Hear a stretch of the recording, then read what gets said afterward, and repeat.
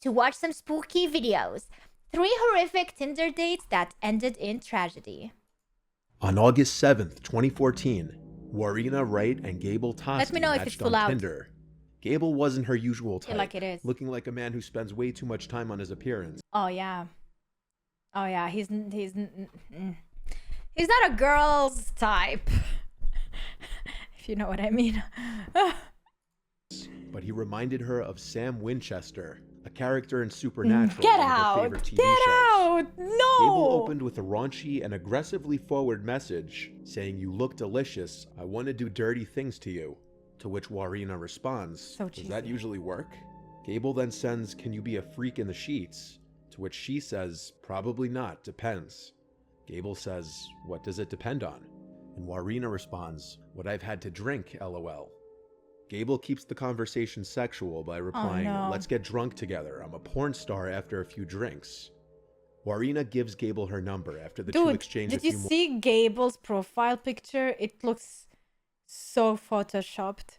Like this is not the background this guy is in. Drinks. Warina So gives fake. Gable her number after the two exchange a few more messages. And a week later, they meet for the first time in the Cavill Mall. Oh my god.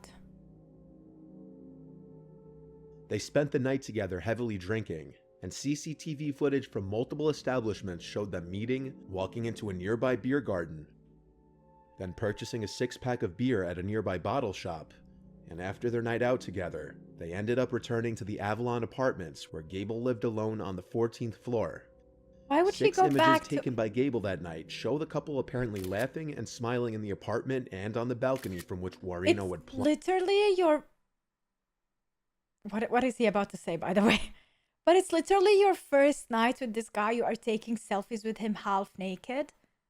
I understand you're drunk as F, but still. That's like... All the choices she made until then. All the choices she made is on her. by Gable that night show the couple apparently laughing and smiling in the apartment and on the balcony from which Warina would plunge to her death only hours later. For whatever reason, Gable recorded the audio of his entire night with Warina, which included the entire confrontation the two would have towards the end of the night, which was later played during Gable's trial. It was later found out that Gable had a weird habit of recording his entire dates with multiple women.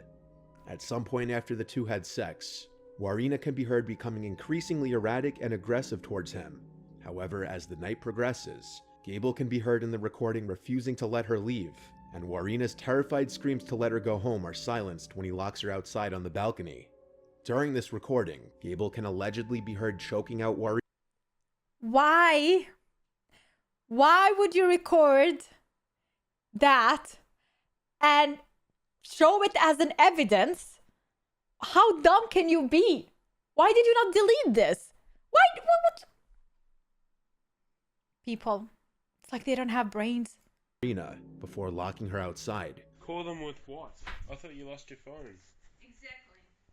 So how are you going to call anyone without your You phone? stole my fucking phone. I didn't touch your goddamn phone. You guys fucking stole my shit.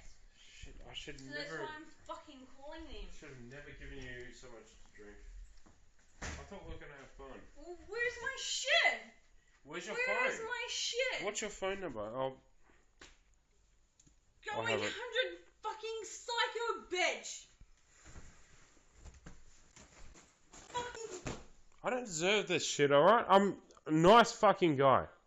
When they have to say that they are a nice guy.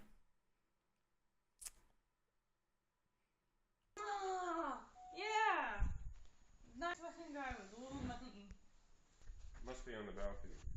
Well, I have shitloads of money. Why is my fucking money? Stop. Just calm down, please. I'm not coming down You've because had too much to drink, alright? I'm not coming down because I've had so much to drink and I have shitloads of money in New Zealand. It's not funny. What the fuck is she on about? I think she's high. Not only like either high or on higher drugs. This is not only from alcohol. What is she talking? What?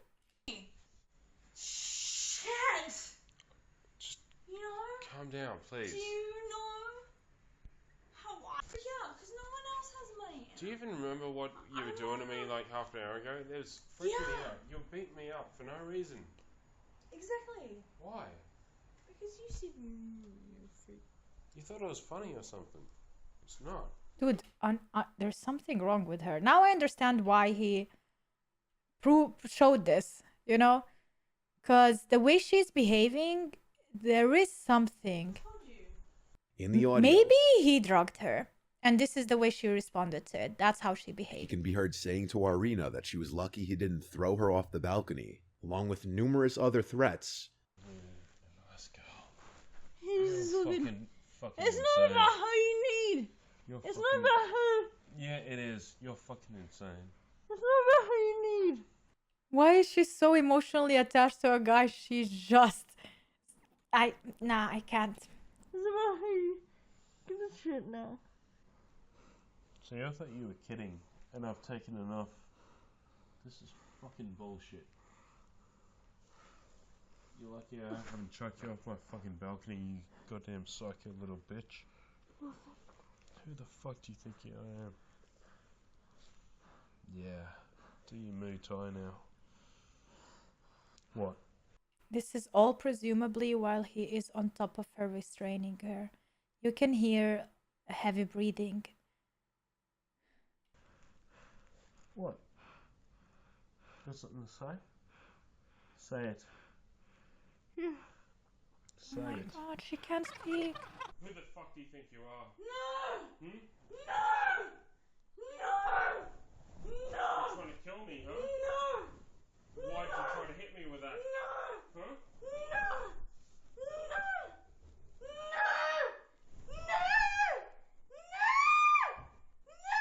Fucking mouth. No, this is too much. I can't. No, I can't. No. How is this on YouTube? This is too disturbing. I can't do this, man. This is real. This is real, guys. This is not staged or anything. This is not the ghost story. I don't want to hear that. No, man, I can't. Let's just skip. Building, which resulted in her falling from the balcony to her death. Gable, who was 28 at the time, was arrested for her death, but was ultimately acquitted of all charges. What? The prosecution claimed that Gable locked Warina on his balcony following a heated argument, and when she tried to escape, presumably... Okay, my question is, no, man, you hear that he's not alright either. What he was doing, he should have just let her go, kick her out of the house, not put her on a balcony when you know that she's mentally not alright. Especially after the comment you made about chucking her out of the balcony. And when she tried to escape, presumably to a lower floor, she plummeted to her death. Gable's defense team said Warina was extremely intoxicated and that she had been acting irrationally before her tragic fall. Prosecutors argued that Gable had choked Warina, trapped her, and made her so afraid that she felt she had no choice but to escape at whatever cost. An audio recording of Gable's phone call with his father right after the incident was eventually released, and in it, Gable is heard telling his father that things had become violent between the pair and that he locked her on his balcony, but insisted that he did not push her. Hello, Dad. I might have a bit of a situation. I'm sorry, you might have a bit of a situation? Barely an inconvenience. I met up with the girl for a date tonight, and she started getting really aggressive. Like, it was alright at first, and like we, had sex in bed, and then after that, like, she kept drinking, and we were both drinking, and she, like, I think she thought it was like a joke or something, but she kept like beating me up and whatever.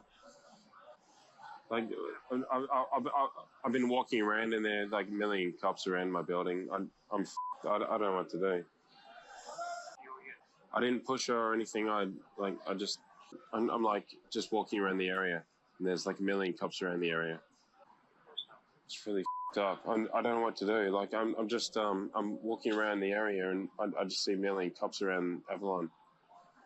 This is really, really up. Why does this shit keep happening to me? Like, I swear to God, I didn't push her or anything. I just chucked her out on the balcony and shut. the door because she was beating me up. According to a downstairs neighbor, Why did you not open your front door and throw her out of your apartment? What is your logic, my friend? loud arguments with women could be heard quite often from Gable's apartment, hinting that this kind of thing was a regular occurrence with him. Many people do believe that Gable murdered Warina, and there was public outrage when Gable was acquitted. Oh, I would be mad too. I feel like he is responsible. Maybe he did not push her physically, but he put her in a situation where she's so drunk, so scared for her life. She doesn't know where she is. She's trying her best to escape, and she's literally stuck on a balcony. Like, imagine you are stuck with a psychopath, and there is a balcony. What is the next thing you're gonna do? Are you gonna like keep banging the door for him to open the apartment? No. You're gonna try to crawl out of that. Go to maybe to the second apartment or the one below it. But because she was drunk, probably she didn't manage to do that. And he took her phone as well. She couldn't call the police. I personally would shout my lungs. I would ask for help from the neighbors, tell exactly what happened, scream it out loud, all the details, everything. Like, ask for help from 911, like the police. Shout the whole time. But I feel like she was scared from screaming, or maybe he injured her because she was trying to speak. Maybe she wasn't able to speak or to scream before he made her go out. Oh my God. Okay, that was very disturbing. I don't know if I'm gonna watch. Okay, let's see. If these are also disturbing, I'm gonna keep skipping the disturbing parts. I can't. But you can watch the whole process of thing. Going through a divorce is usually not a pleasant one. On Mr. Nightmare. Emotions are often very mixed. For some, a divorce can be a horrible time in one's life, full of grief and sorrow. But for others, it can be a hopeful time, a fresh start. For 39-year-old Jovi Pillapil, a nurse from Sydney, Australia, her recent divorce with ex-husband Alexander Villaluna was going to be a new beginning. Jovi posted on Facebook, "New Year, New Beginnings," accompanied by a smiling photo of herself. She had since posted on her Facebook of flowers sent by secret admirers and birthday cards and gifts from her 3 children, who called her the best mother there can be and an independent mother and woman. In March 2016, Jovi was using Tinder to find a date.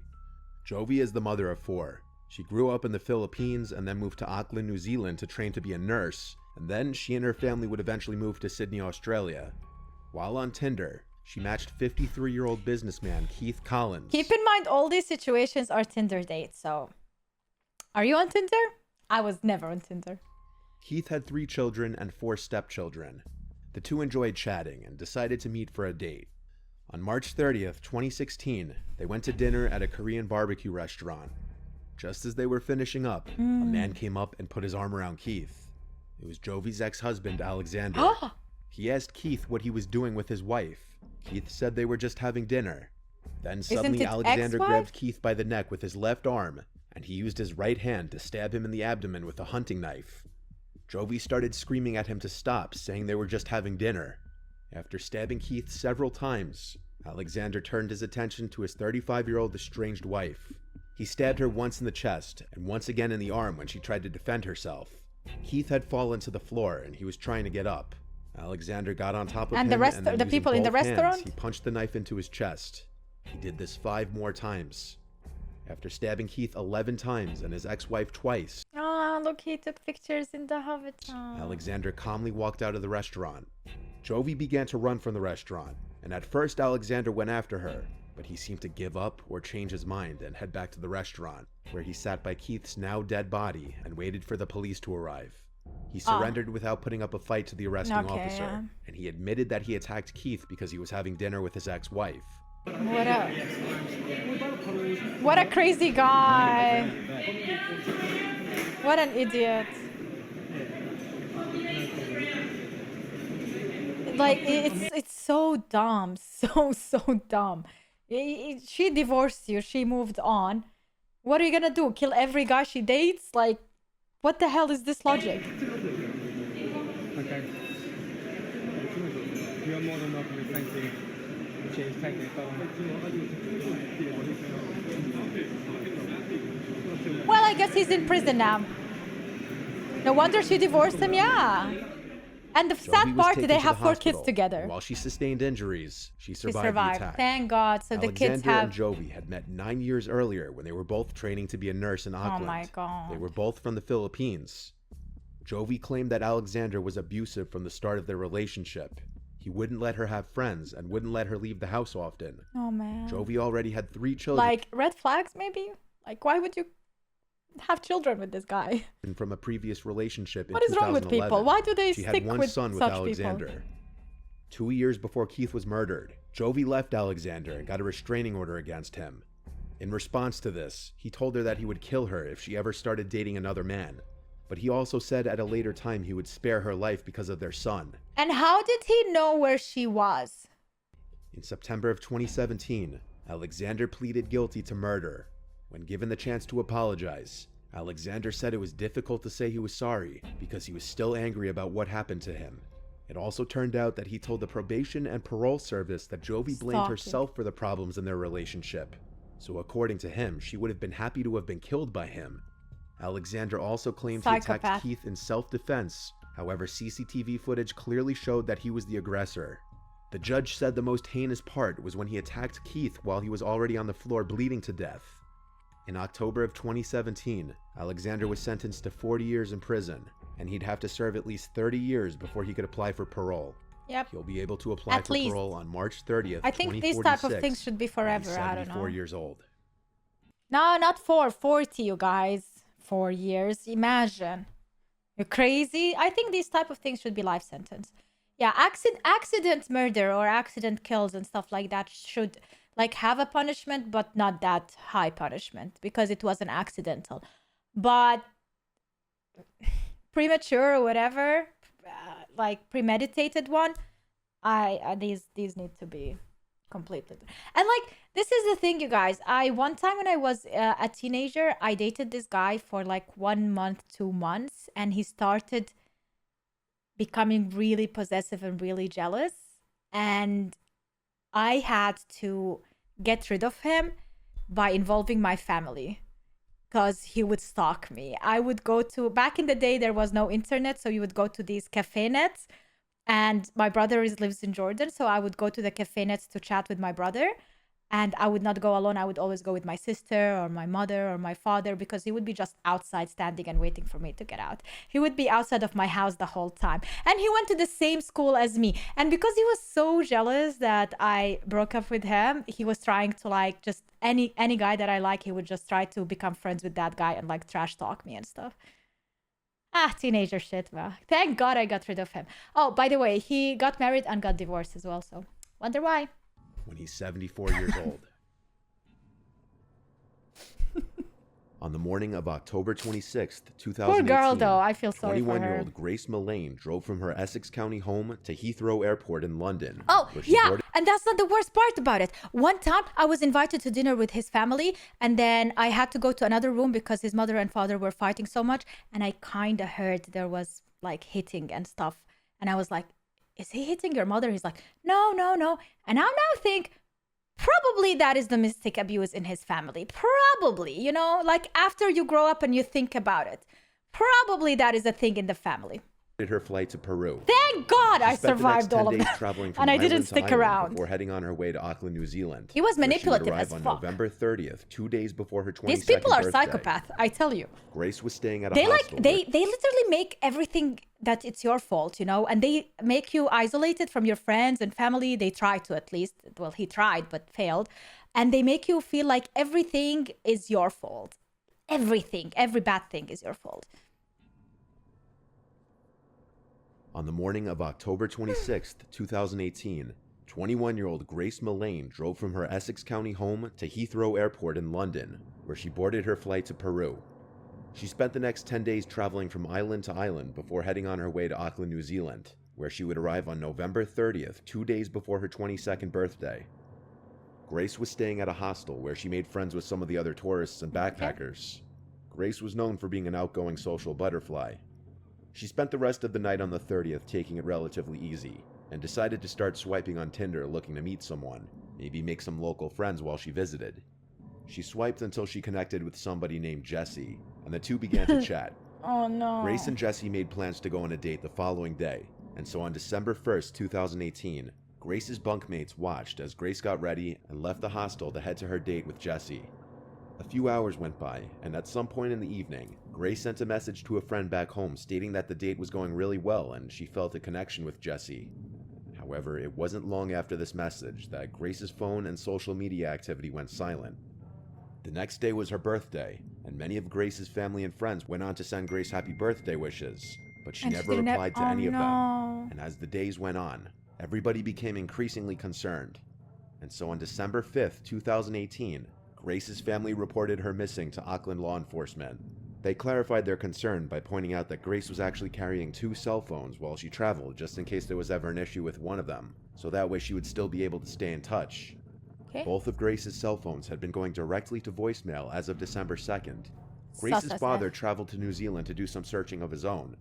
CCTV footage caught Grace leaving her hostel at exactly 5:37 p.m. She then walked to a bar and casino known as Sky City, which was fairly close to her hostel, and she waited there for a few moments until she's seen meeting up with and hugging Jesse. The two of them then went into Sky City for approximately 90 minutes while they had some drinks together, and things appeared to be going really well and the two appeared to be hitting it off.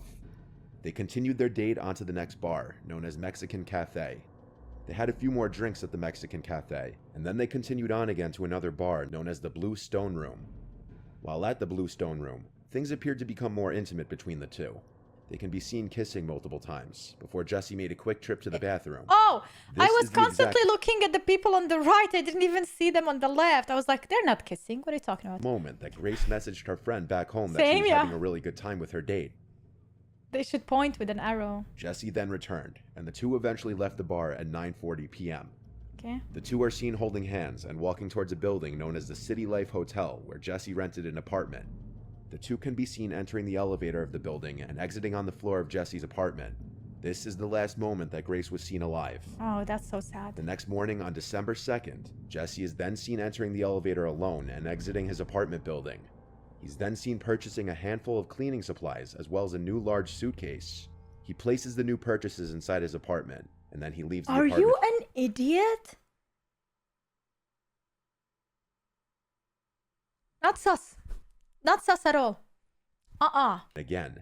He even then looked at jumps the in a camera, taxi and gets a exactly. ride to a local car rental facility where he rents a vehicle and heads to another bar in the area to meet up with a second Tinder date the day after murdering his previous Tinder date. This date became uncomfortable very quickly, and she decided to end things because she found him really creepy after he had been talking about the best places to hide a dead body. When the date was over, Jesse stopped by the front desk of his apartment building and asked if he could borrow a Rug Doctor carpet steam cleaning machine. He brought it up to his apartment and spent a couple hours in there before appearing on camera again. This dude is Then so seen dumb, bringing a hotel man. luggage cart up Listen, you are a murderer, but you're a dumb murderer, bro. Like, what is this, man? I would never commit a murder in my life. I don't know if you knew that, but like now I'm gonna tell you, so you maybe think, maybe you don't think. I don't know, whatever. But like, if I would, what the fuck, man? Like, I would be smarter than this shit. to his room, and shortly after, reappearing in the elevator with I the feel luggage sad for cart the girl, loaded yeah. with his new suitcase Yeah, true. and many other small suitcases. Poor He Grace. then brings the luggage cart down to Oh my his God, rented that's her vehicle body and loads inside. everything inside. The next morning at around 7 a.m. on December 3rd, Jesse then went to a nearby store and purchased a brand new shovel. He then returned to his apartment building just after 9 a.m. He then stopped by a random trash can and tossed out some items, and then drove to a dry cleaning service to clean some clothing, and then he took his car rental to be completely cleaned. Like Police caught every up with step further proves like literally any type of murder series that you watch, like all the cliches. This guy did all the cliches. Jesse a few days later and brought him in for questioning.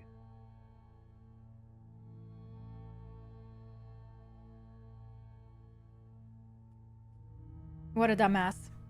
Jesse spots the police in his building, who then notice him and chases him. Is that him?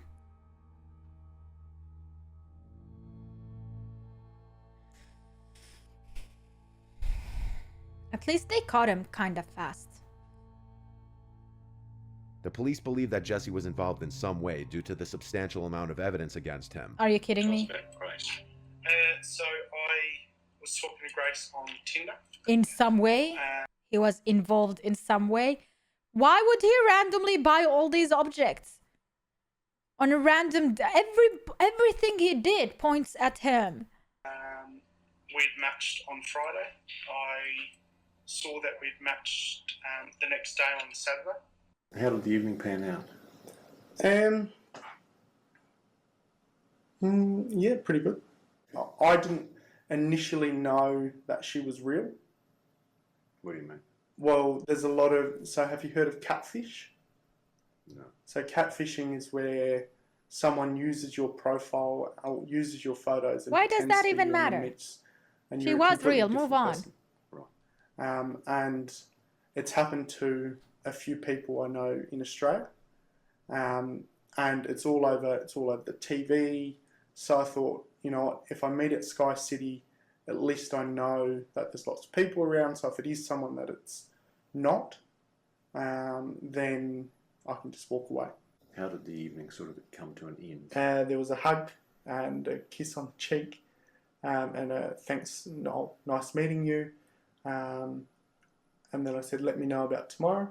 And she said, okay. And then she kept walking. We actually don't know if she's been murdered or not yet. She may be alive and well. Okay. But she might also be dead. Okay. Okay? And it could be that you've done it.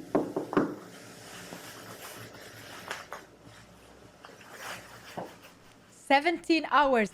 This is the psychological, like, the thing that they do in these rooms. They put you in a small room like this for hours and hours and hours, and they keep asking you over and over and over again the same thing, but a bit different. So you might trip and your mind gets really exhausted. That's how, isolation, and that's how they break them through. 17 hours on this chair, brother. Hey, I just want to ask a question. Am I being arrested for something I didn't do? You haven't been arrested, mate. Oh. Oh. Oh. They immediately obtained a search warrant for Jesse's apartment, and they began a forensic examination. Despite Jesse's cleaning it. Don't you think if you didn't do something, you would not be that polite after 17 hours sitting on that chair? I feel like if I know 100% I didn't commit anything, after 17 hours, I'll be like, get me out of here. If you think I did something, or I did, like, get me out of here. I want a lawyer. I didn't do anything. I already told you everything. I want to move on. I didn't commit anything. Like, can I ask just a question? After 17 hours, like, yes, you did it. Yes, you did it. Yeah, you would be very angry. Investigators were able to discover blood in and around the two edges of his apartment carpet using luminol. Jesse was then interviewed again on December 7th. I guess all that cleaning didn't really help. And this was when his story to police began to change. Drove the car out to Cumu at first. I'm sorry, these crocodile tears. ITM at Cumu. Asshole. I ended up driving towards the Waitakaries. Get out. So Going fake. into Bush. Makes me so mad. I went and got the suitcase and I covered the hole. And then I drove. Where is her possessions? I threw them in the rubbish. Whereabouts? Albert Park rubbish. Right. So what items of her property have been disposed of in Albert Park? Everything. All of her clothing? Everything that was in the room. Right. I was just panicking. Did you inflict any injuries on her that caused her to die? No. Did you kill Grace Mullane? Okay. No? Wait.